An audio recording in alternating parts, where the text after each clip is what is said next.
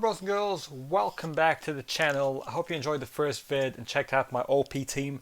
That served me so well in map 1, in chapter 1, and continued to serve me really well throughout this entire quest.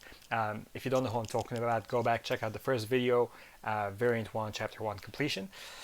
It's also in the playlist. So let's now talk about chapter 2.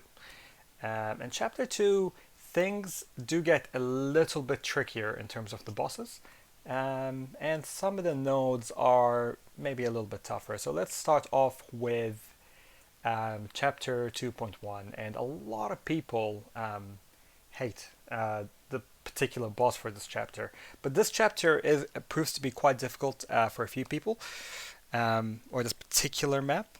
Now, the easiest path here is actually probably that resistor path.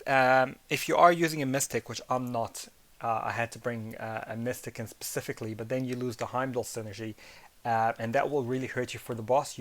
Then breakthrough is probably the easier path to the boss, but it doesn't necessarily mean that the boss will be easier. If you're using the Thing synergy team, which I used, which was in the chapter 1 completion, then the easiest path is this resistor power gain path. Now the power gain doesn't really matter too much, and you don't care about resistor because while they build resistance over time, you're doing so much damage so quickly on before they even have any of those charges on, that they're out within 1 or 2 of those charges being active. So let's talk about the people on the line. Symbiote's Spider-Man is pretty easy. You just parry in 3 hit. SP1 is pretty hard to evade, so you could just block that. SP2 is easy to evade. Howard the Duck, SP1 is pretty easy to evade. SP2 is a lot of hits and actually builds up your rock stacks really well, but hopefully he'll be dead before that. You would want to be careful of Thunderquack, but generally kill him well before Thunderquack has any time to do any significant damage. Blade, you gotta watch the fact that he shrugs off those debuffs, but other than that, he's pretty straightforward. Block the SP2, evade the SP1. It's pretty easy. Magneto, this really depends on if you're familiar with his specials or not. If you are, the SP1 and the SP2 are both okay to evade. But if you're having an off day or you're not, then just block both of them, because the SP2 can be quite tricky to evade. Wasp, some people struggle against her. I find parry heavy is really a good way to get past her. Parry 3 hits is also a good way to get past her. With Thing, you don't even have to worry because it doesn't matter if she evades or not because you're shockproof. So even if she evades, it's more of a nuisance really than any damage. So that's pretty easy with that synergy. And then Iron Man obviously is pretty easy. Evade the SP1, evade the SP2, finish the game, and then you get to the boss. Now this line can also be done with Wall Lock. The only thing you'd have to think about is probably parry having Wasp. It can also be done with Venom or Venom the Duck. With Venom you don't even have to worry about Spider-Man's evade. And with VTD, I mean, you've got plenty of regen anyway if you build and customize your buffs correctly. So then you get to the final boss, and this is the stun immune green symbiote node. Now, the green symbiote is actually Spider-Man in terms of his animation. SP1, SP2 is Spider-Man's animation, and he is a hell of an evader. Like Spider-Man, probably one of the nastiest evaders in the game. So this guy is stun immune, he evades, and he has adaptive resistance, physical resistance, and energy resistance. But that doesn't help you out because you can't stun him, you can't stun lock him, you can't do anything. And so he's really annoying. This fight is probably one of the most difficult in this chapter, this particular boss fight, because there's no way you can kind of reduce his evade. It's all pretty much RNG, and I'd love to say that Thing is the absolute answer to this, but I've had really great runs with Thing where just one bad RNG or one evade or one clip can finish off the entire fight. Although Thing did prove to be the best, and I was able to almost always get him down in either one shot or with one simple revive. But his evade is going to be hella nasty. Venom can counteract that a little bit in the last 18% once you get into assassin range because he has True Strike and he can't evade you.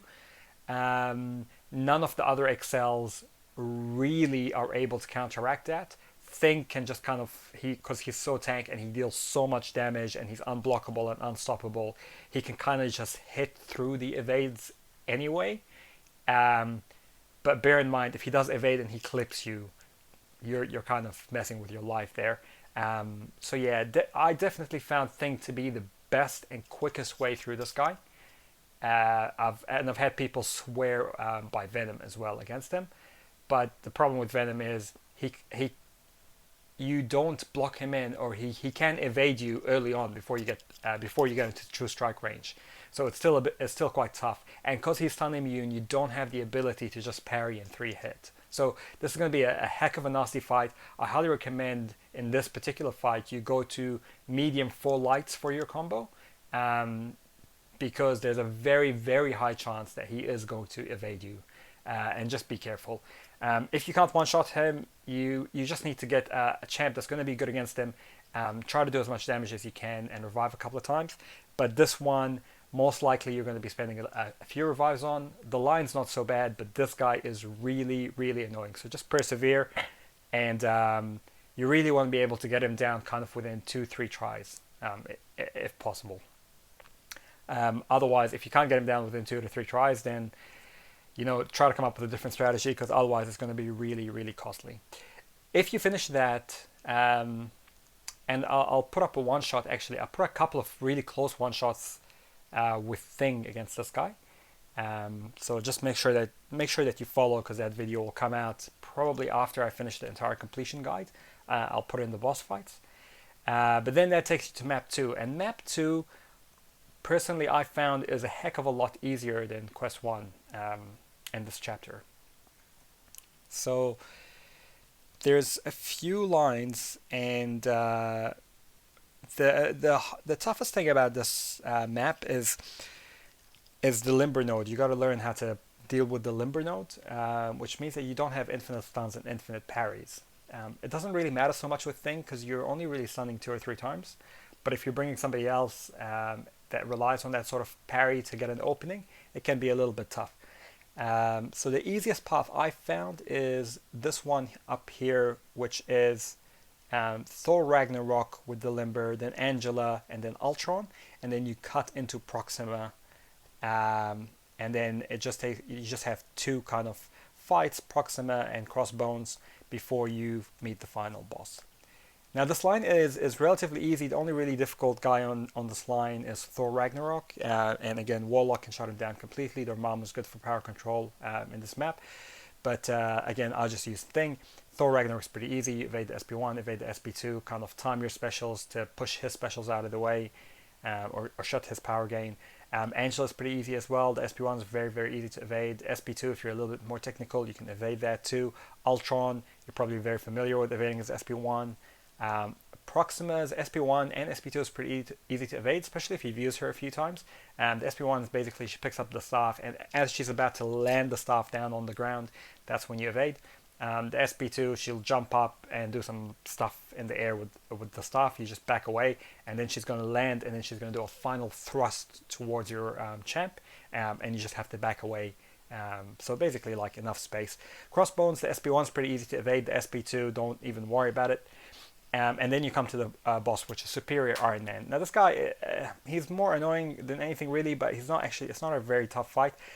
His healing is upped by 200%, so it can be quite annoying. Also, he has Oscillate, Limber, and Protection Shielding. So again, with the whole map, you're not going to have a heck of a lot of stuns, a heck of a lot of parries. Although I did manage to parry him in my fight, probably 6-7 times in the final boss fight.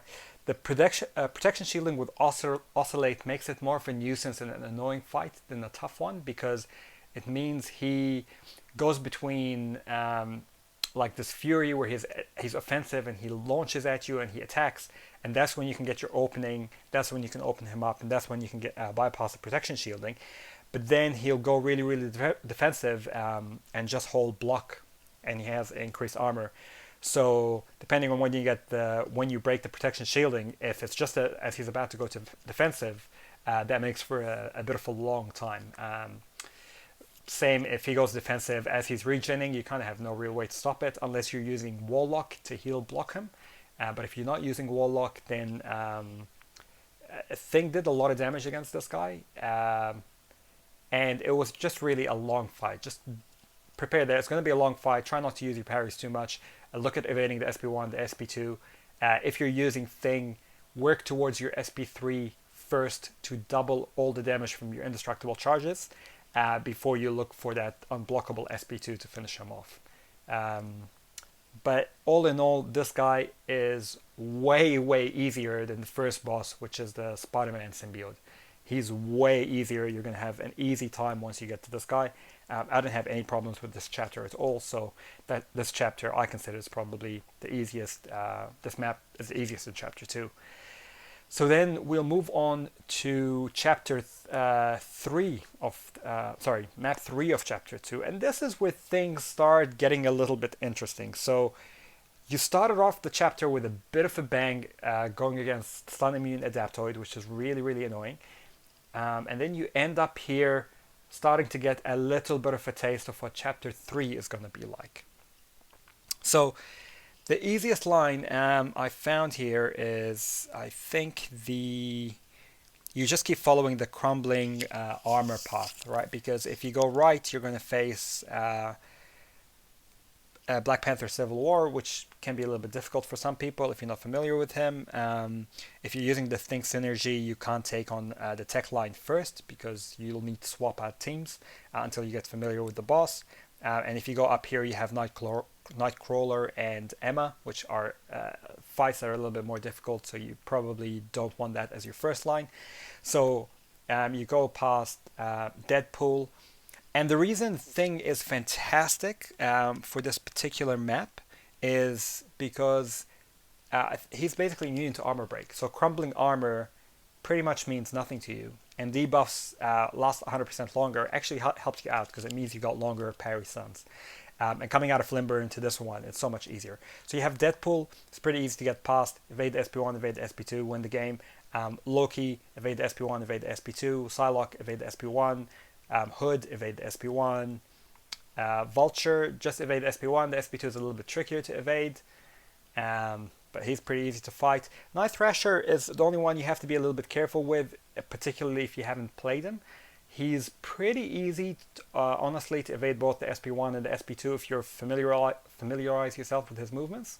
And also, he has Incinerate if he ends with a medium and throws the SP1, or Shock if he just throws the SP1, and you're immune to one of those. You're immune to Shock, so just a matter about evading that Incinerate. But other than that, he's pretty straightforward. He also has a 70% chance to shrug off debuffs though, so you just have to be careful that he's a little bit like Tenacity. But other than that, he's pretty easy. And then Heimdall, again, evade the SP1, don't push him to his SP2, and you can get past this guy quite easily. And then you come to the final boss. Well, not the final boss. The final boss of this chapter, chapter 2. And this is where things start getting interesting and start getting a little bit tricky. And this is where you're going to start making the big money in terms of this chapter. So this guy has increased power gain. He has enhanced SP1 and SP1 bias, which means his SP1 is unblockable, and he's more likely to use that than his SP2. And he has aspect of evolution, which means initially he doesn't gain a lot of power very quickly, and he doesn't have very good stats. And as he fills up his bars of power, he starts getting more and more power gain, higher and higher stats, and the longer this fight goes, the more hurt it's going to be for you. So you want to be able to finish this fight quickly. The good news is he doesn't have any annoying combination of nodes like encroaching stun with that. He doesn't have limber with that. So basically, if you come in with Thing, you can easily take the hits in right at the start before he even has the SP1 ready to go, build up those indestructible charges, and then parry him, go to town, or parry him, push him to his SP2. The SP2 I find easier to evade for Yellow Jacket, and once you've done that, then you can just kind of go to town on him and finish him off. And to be honest, of all the Yellow Jacket bosses, and you're going to face a few more in Chapter 3, this is by far the easiest one. He's he is harder than the Superior Iron Man of map 2, but for my eyes, he's much easier than the Green Adaptoid in map 1. So that guy is going to be your kind of kryptonite for this chapter, and this is where most of your spending is going to go. This Yellow Jacket and Superior Iron Man are going to be much easier compared to that. So hopefully that helps you out, and you're able to complete chapter 2 and then start looking at chapter 3. And again, if other people are struggling with this chapter, you can share my OP team with them if they have it. It's fantastic for them to get through this map, and share it with your friends, share it with your alliance, and stay tuned because we'll be back with a guide for chapter 3. We're going to talk a little bit about the finer details, especially the boss notes, and then I'm going to be uploading the actual fights and one-shots of both chapter 1, chapter 2, and chapter 3 for this variant. All right, keep down, no bros and girls. We'll catch you later. Bye.